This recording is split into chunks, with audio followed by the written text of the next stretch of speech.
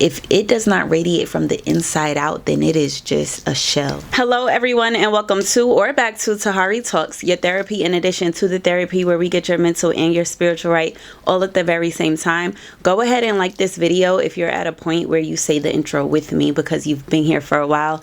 If not and you're new here, be sure to hit that subscribe button for me so that you don't miss out on any of the episodes. I upload new videos every week on different topics to help you get your life together, and we're walking this out together. We talk about the natural, the spiritual, we pray together, and then we close on out until I see you the following week. This is episode 15 of Tahari Talks, where we will be talking about confidence, and not just confidence, because there are a lot of self-help videos around, and I purposely did not listen to any of them while I was studying because I wanted everything that I spoke about in this episode to come directly from God himself. And that may sound deep, but y'all know I think everything is that deep. Another reason why I wanted to harp on this episode from a different angle is because a lot of people talk about confidence, but the ways that they speak about ways to become more confident are the external things, like dress properly, get cosmetic procedures done, elevate your hair. And I'm not saying that those things are not important or are not useful in elevating your confidence. I even spoke about a lot of those things in the last episode where I talked about 11 budget-friendly ways to become and remain her. But the truth of the matter is, a lot of people that we see as her or as the it girls do not have confidence, pure confidence that comes from within. And so I really want to focus in on the ways that you can build inward confidence that will shine and radiate on the outside no matter what, that will be timeless and will take you forever far. You will be able to show up in a room just like this, white tee, jeans, and people will be looking at you like it is something about that girl, that person, that makes me want to soak in the radiance that she beams. Or you walk in a room and you change the atmosphere of the room just based on your confidence alone, and it has nothing to do with you wearing design or an extravagant outfit, but you just beam and radiate confidence from within. That is what I want to focus in on this episode. Y'all know normally I talk about the natural side of things, we go into the spiritual, and then we pray, but I want to go straight in with the ways that you can elevate your confidence from within as the natural piece. And like I already said, a lot of these things will not have anything to do with the material or with our physical and outward appearance. If you do want some tips on elevating those aspects of yourself, then I would advise you to refer to the episode where I do speak about 11 budget-friendly ways to become and remain her, because in a lot of those pointers, they're focusing on your outward appearance. We all know making sure your hair is done, making sure that you have on things that make you feel good are important aspects of your confidence. But again, I'm focusing on confidence from within this time. So let's jump straight into it. Before we get into the actual and practical ways that you can exude and build your confidence from within, I want to pose a question to you. If you were in a boardroom full of executives, full of people who had power to allow you to live your dream reality, to become your dream self, to change your life for the better, what are the attributes about yourself that you would pitch? What would be your pitching points? Would you say, I think that you should grant me this version of me or this version of life that I deserve because I'm intelligent, because I'm creative, because I'm beautiful, because I'm strong, because I'm resilient? What are the things that you would say are the selling points to who you are, the hallmarks of the makings of who you are? Think about that for a second. Even if you got to pause the video and then come back to me when you think about the few things, write it down, even put it in your phone. What are the things that you brag differently about? Like, yeah, I love that about myself. I was doing an intro to therapy session with a new therapist that I was considering working with, and she asked me, like, what are your strengths? What are the things that you love about yourself? And the first thing that I said, or maybe not the first thing, but the thing that I remember me saying is that I call myself Little Miss Figure It Out. It can be 1,000,001 problems in front of me, and I'm still confident that I will find the solution at the end of it all. I'm going to figure out a way to make it work out for my greatest good. And so what are the things that you love most about yourself? And then once you figure out those things, if they had to say, what are the reasons why we shouldn't grant you this life or this version of yourself that you highly desire? What would be the points that you would give as to why you don't deserve it? The things that maybe aren't your best characteristics or traits about yourself, or the things that you want to work on. Those are the aspects of yourself where you kind of have to peel. There's no kinda. Those are the aspects of yourself where you have to peel back the layers and figuring out, what is it about myself that I've developed these characteristics, I have not been able to shake these certain traits about myself, And not only that, but on a deeper level, a lot of times we have to figure out where this idea about ourselves even came from, because a lot of times it's not even ours. We've taken it on as our own, but it's really somebody else's that they've projected onto us. Maybe a caretaker told you you're lazy, so you grew up to an adult that feels like you're lazy when you're not lazy. Or you were told you're not very beautiful because of a certain character trait that an authority figure planted a seed of insecurity in you about, and you've grown into an adult, and that seed has also bloomed and bore fruit to where you don't feel like you're worthy because of this characteristic, when if that person had never said that thing about you or put that identity or that label on top of you, then you would have no problem with these aspects of yourself. That's where we need to start. What are the best things that you love about yourself? What are the things that you kind of are iffy about? And those things that you are iffy about, peel back the layers. How did we get here? What can we do about it right now? And is this even mine to carry to begin with? And once you do the work of peeling back those layers, then you can get to the steps of the ways to build confidence from within. So you'll find as I go through this list that some of this stuff is interpersonal, like how to exude confidence from within in social settings, and other parts of it are dealing totally with you yourself. So the first thing that I want to talk about is eye contact. There is nothing that screams this person is confident more than somebody that will look you directly into your eyes when you are speaking. Have you ever been in conversation with somebody and you're talking directly to them, looking them in their eyes, and they're looking every which way but right at you? They're looking above your head, they're staring off into space, they're looking down, they're fidgeting. A lot of times that's because they're not confident. They're not confident in what they're saying. They're not confident in being looked at in their eyes, and so they're not confident looking you in yours either. But when you study, and it can be uncomfortable when you're trying to cultivate the practice of eye contact, but really focusing on trying to make eye contact with the people that you're engaging with, and watch how it changes even the way that you maneuver through the conversation. You're able to stand taller, you're able to speak more assertively, and you're able to get your point across in a way that exudes confidence. And on the subject of body language, another way that you can exude confidence from the inside is to keep your head up, your shoulders back, your posture straight when you're in social settings, to walk like you are who you say you are, not to be fidgeting with your hands and constantly seeming uncomfortable because it's visible to the eyes. To keep your hands visible. You're not in conversation and you're like this, or your hands are behind your head, or you're hitting one of these. All of those show that there's some lack of confidence in your body language. But keeping your hands visible and speaking slowly, speaking clearly, and asserting yourself in the way that you want to come across. Another thing that is huge in exuding confidence from within is to take up space. Take up space. I think especially in Black culture, a lot of us were raised to be seen and not heard, or to stay in a child's place, or to be out of the way. And then you add on the layer of being a Black woman. You're marginalized in a way that you feel like you have to be out of the way. I want us to practice the art of taking up space, to be assertive, to say what you mean and mean what you say, to set boundaries and be comfortable standing on those boundaries. Everybody talks about standing on business. Essentially, yeah. Say what you mean what you say it in a way that it's clear that you meant what you said, and you don't apologize for it. And also with that, a lot of times we apologize for nothing.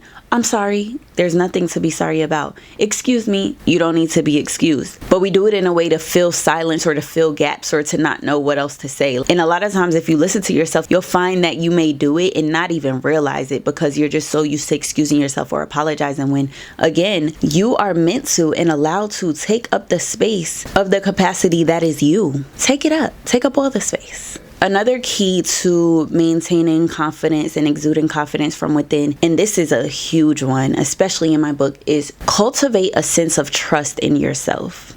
I know in the faith episode, I said that you had to cultivate a sense of trusting God more than you trust yourself.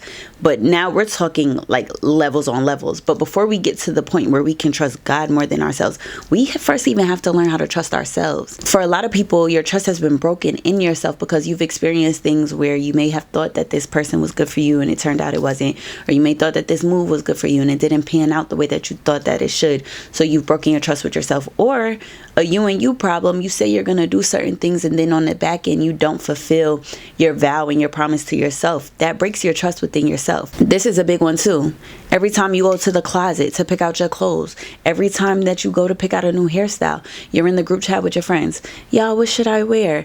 Should I get a side part or a middle part? Should I get the braids or the silk press? You're constantly receiving input from outside sources. It could even be with your spouse. You're constantly looking to your spouse to figure out, how should I go about this certain thing? I'm not saying that there's anything wrong with, on a base level, consulting with the people around you. But when you have to consult with somebody about every little decision that you make, you don't trust yourself. And one of the ways that you can cultivate that trust is to stop asking everybody else. And for a little while, just lock in with you and figure out, what do you like? What do you want to decide? And when you become confident in the choices that you make as an individual, then it won't matter what anyone else has to say or what anyone else thinks, because you made the decision based on you. A lot of times I'll be like, I don't know if I should wear this. And I'll jump as if I'm going to ask my friends or a sibling or my husband, should I do this? Should I go about this? But then I'm like, no, Brie, what do you want to do? Tahari, what do you want to do? And that's a way that I keep my confidence strong. I posted something on my story because I saw that in layman's terms the other day in the form of a meme. And it was saying one of the ways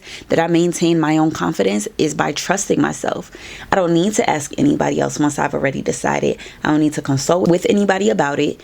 It is what it is, and the choice has been made. Learn to trust yourself. From your food choices, your restaurant choices, your clothing choices, the choices and the moves that you are about to make that concern you. Of course, when other people are involved, then there has to be some type of group effort. But the individual choices that are up to you, stop going to everybody else to make the decisions for you and make them for yourself. And in turn, that will radiate to the outside. You will be seen as somebody, you will be known as somebody who has confidence and trust in themselves because you're so definitive in the things that you say and the choices that you make. That's undeniable. And in that, allowing your confidence to radiate from the inside also is strengthened when you know whose you are.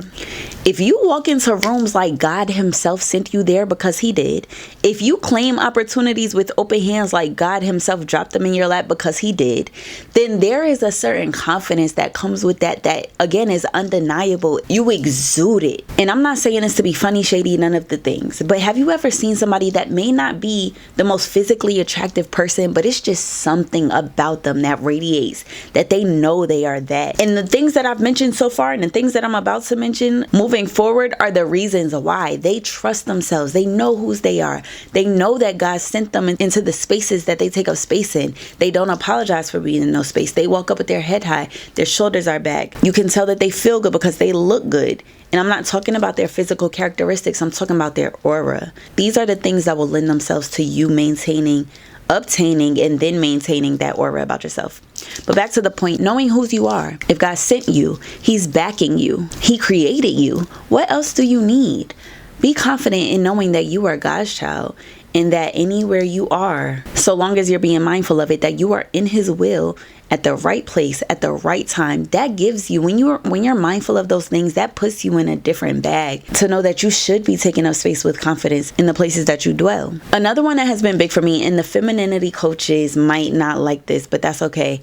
I had to learn this through my 20s. Yeah, I learned it like in my later 20s, but to stop talking in this sing-songy tone. Like I used to feel like I had to say things so light and so soft when I'm talking, but putting a little bit of bass in your voice, and I'm not asking you to be manly, but to put a little bit of bass in your voice when you're talking, especially with authority figures or salespeople or in retail spaces, and you need to assert yourself. You don't got to say it in a sing-songy tone. You don't have to say it with a comma. You don't have to put a ... at the end of it. You can put a period right there and it is enough. And those are tactics that lend themselves to speaking with assertion. Women specifically will know what I mean when they hear this. But you know how you talk and you say things in this tone to try not to offend, to try to land softer. And it's like, I don't need to always land softly with my words. I'm saying what I mean and I'm meaning what I say.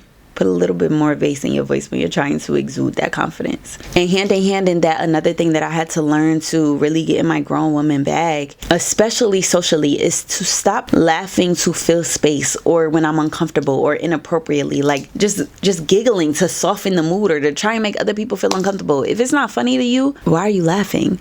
And that was something that I learned about myself with time. Like I would laugh and realize I didn't think that was funny. I only laughed because I was uncomfortable in the situation or because because I was trying to make somebody else feel comfortable with the dry joke that they told. But if it's not funny to you, you're not forced to laugh to fill space or to make somebody else feel comfortable. Another piece that I won't go too much into, as previously mentioned, is your appearance. Because when you look good, you do feel good. And part of confidence is feeling good about the way that you look. But again, I spoke about those things in the Becoming and Remaining Her episode. So please, please, please, if you have not, go and check that episode out for my personal tips that bonus point are budget friendly to help you feel confident as far as your appearance goes. This one is really big, but in order to exude confidence from within, you need to be clear on your identity. Be clear on your identity, where you're headed, the versions of you that you've grown from, and the versions of yourself that you're evolving into. A lot of people are not confident because they don't really know who they are. They don't really have a sense of direction or purpose. They don't appreciate the versions of themselves that they've outgrown. And they're not really sure who they're becoming. And so you need to get very clear on those things. And only you and God have the power to figure out what that looks like and what that is defined as for you. But in order to be confident, you have to come to peace with those things. Next, what I want you to do is get serious about your goals. Not only get serious about your goals, but accomplish them and check them off your list. Like I was saying with the trusting yourself, you gain and build stronger and stronger trust with yourself the more that you accomplish things. You say you're gonna do it, and then you keep your word with yourself. We talked about this in the discipline episode as well. But when you accomplish the things that you set out to do and say you're gonna do, your confidence as a result is strengthened. Do what you say you will. Benefit off the adrenaline rush and the dopamine release that comes when you check that thing off of your list. And then not only are you just feeling good because you're doing it, but the goals are the goals for a reason, and they're leading to a better life. And 9 times out of 10, the goals that you're accomplishing are improving your life. They're improving you as a person. They're leading to acceleration in life. And so not only will you feel good that you're doing the things you're doing, but you're going to benefit from the things that you're doing. This one is a really big too, but you need to create a positive self-talk environment with yourself. What do I mean by that? How do you speak to yourself? I'll speak for myself. I used to get offended when people would say things in really jagged and rough ways, or they just always seem nasty, or just short and snappy with people, or always have something smart to say, or always have something negative to say. But then I realized, and I stopped being offended by it when I realized the way that people speak to others is a reflection of the self-talk record that is constantly playing in their head. If you're nasty to other people, chances are you're your worst enemy internally. If you're snappy with people, you're always negative with people, you're snappy and negative internally too. And so if you have a habit of speaking negatively to yourself about yourself, you need to get in the habit of creating new habit loops by challenging the negative things that you say to yourself about yourself. Anytime you say something negative, combat it with a positive thought or a positive statement, even if you don't believe it at first, or challenge it in the moment. Why did I feel the need to think that about myself, to think that about this situation? Why do I automatically shed negative light on things? What is it about me? And you will treat other people better. You will be more confident when you're speaking to yourself better, because you'll speak to other people better. You'll deal with other people in a more positive light because your headspace isn't so clouded with negativity. And to that same token is conquering your inner critic. If you're constantly tearing yourself apart, criticizing every little thing you do, and I'm not talking about constructive criticism, I'm talking about the kind where it does nothing for you, destructive criticism. What is that about? And I found this quote online. It says, if you've adopted critical feedback from authority figures as your own beliefs, try to stand up to your inner critic. And that goes hand in hand with what I was saying about the boardroom example. You have these negative beliefs about yourself, but a lot of times they're not even yours. You've adopted them on as your own because of what people have said about you. And it really doesn't have anything to do with you. And it doesn't speak to who you are in a genuine light, in an authentic light. Conquer that inner critic. And then last but not least, a great way to build and exude confidence from within is by, especially on a social tip, following people who align with where you are headed. I'm in my early 30s, but a lot of times you'll hear younger women than me, like women in their early, mid, even late 20s, say that they deal with the older, bitter woman because they feel like their youth is gone and their prime is gone. And so they're at this bitter space in life. But if I had to guess, I would say that a lot of those women probably are in the face of young women who are in their prime and around people who are older or their age and not really doing anything with themselves. So you have to, and I have to be mindful of this even as my 32-year-old self. Who am I following? What am I intaking? Yes, there are some young girls that I follow on social media, but because I'm confident in myself already, I can look at them and be like, yeah, she's in her bag, she's doing it, she's in her prime, and I love that for her. I'm also very mindful about following women who are in their later 30s, who are in their 40s, 50s, 60s, 70s even, and they're still following dreams. They're still in their bag. They still look good. They still take care of themselves. They still travel. They still do things that have me looking forward to those later decades of life, that I don't have to look back at young 20 girls on my timeline and be like, salty, bitter in the mouth. There is still life after your 20s, after your 30s, after your 40s, but you have to cultivate it and create that space for yourself to thrive in every decade of your life. So be mindful of what you're intaking and the idea and perspective that you have of the things that you're intaking. Follow people who inspire you to move forward with grace, with class, and with excitement for what's to come. Like, I look at the women that I follow and they make me look forward to aging gracefully and to continuing to live life and to fulfill dreams and to do all the things. So I really hope that those practical tips in the natural realm help you for cultivating a sense of confidence in yourself that will radiate from the internal and really be sustained. So now moving on to the spiritual, I wanted to look up, I wanted to learn, I wanted to study, what does the Bible say about confidence? And I found a few scriptures that I want to share with you all. I have them in my phone, so if you see me looking down, that's what that's about. So the first one I found was Hebrews 10:35-36, and it says, "So do not throw away your confidence. It will be richly rewarded. You need to persevere so that when you have done the will of God, you will receive what he has promised." I love that, because a lot of times we feel like there is no space for confidence in Christianity, or there is no space for you to be in God and be confident in yourself at the very same time. But this shows us that God wants us to be confident. It says, don't throw away your confidence. You're going to need it. You need that. Pick it back up, sister. It will be richly rewarded. So not only do you need it, not only is it not to be discarded, but it will be richly rewarded. You need to persevere so that when you have done the will of God, you will receive what he has promised. So the way that I decipher this, and if you decipher it in a different way, feel free to share your revelation in the comments. But that just says to me that the confidence is not to be discarded, and it will be rewarded because it's necessary to persevere. And you have to persevere in order to do the will of God. And once those things are taken care of, you will receive what he has promised. And not only that, but it's telling us that it's necessary in order for us to live in God's will and to do the work that he is calling us to do, so that we can receive the rewards that he has for us. The second one that I found is Proverbs 28:1, and it says, "The righteous are as bold as a lion." And hearing this made me want to look up the characteristics of a lion. Of course, we know a lion stands for confidence, but I really wanted to get a little deeper into the characteristics of a lion. It says, "The lion has always been considered the symbol of power, of bravery, courage, strength, fearlessness, and ferocity. And these attributes contribute as a building block of the lion's success as a leader. They're very confident, they're self-reliant, they're decisive." What I say about trusting yourself, be confident in your decision making. They're confident and natural leaders. And so adopting this lion-like, lion-esque sense of confidence to where you can't be moved, you can't be shaken. Not that you're perfect, but that you know who you are and you're confident in what that looks like. The next verse was Proverbs 14:26, and it says, "In the fear of the Lord there is strong confidence." There is strong confidence. And again, a lot of times we hear like, you need to humble yourselves before the Lord. And yes, we do. But that does not mean that there is lack of confidence. Because here it's saying, in the fear of the Lord, there's strong confidence. We can fear God and have strong confidence at the same time. And then the next one I found is Philippians 4:13. It says, and we all know this one, a lot of people have it tattooed and they haven't even read one full page of Philippians. But it says, "I can do all things through Christ who strengthens me."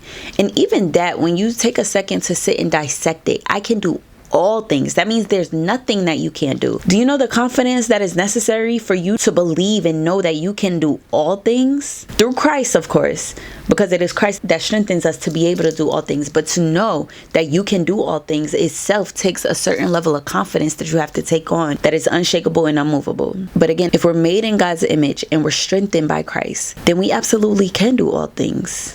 So long as we have the confidence to know that, the confidence in ourselves, the confidence even more so in God, and then the confidence in the things that he has spoken to us through his word. So just coupling the spiritual with those natural pieces that I gave y'all should really have you feeling like, all right, let me get in the lab and work on my confidence. Because again, doing the soft glam and the matching set and getting your teeth whitened is cool. It's nice. It might be necessary in some cases. But if it does not radiate from the inside out, then it is just a shell. It doesn't mean anything, and it will not be sustained because it's not built from within. With all of that being said, we are about to pray, and then we are going to close this episode right on out, baby. Bow your head, close your eyes. Let's get right into it. God, I thank you for every single person who is on the other side of this screen. I thank you for their viewership, and I thank you for the time that we have spent here together. I thank you for everything that you said through me, your vessel, and everything that you dropped on them. God, I thank you for the confidence that you are instilling and building in your people and in your children. Allow us to see ourselves as you see us, and to become confident in the fact that you want for us to be confident beings so that we can carry out your will for our lives. I renounce and denounce any seeds that have been planted in negativity that the enemy has tried to use to destroy the confidence of your people.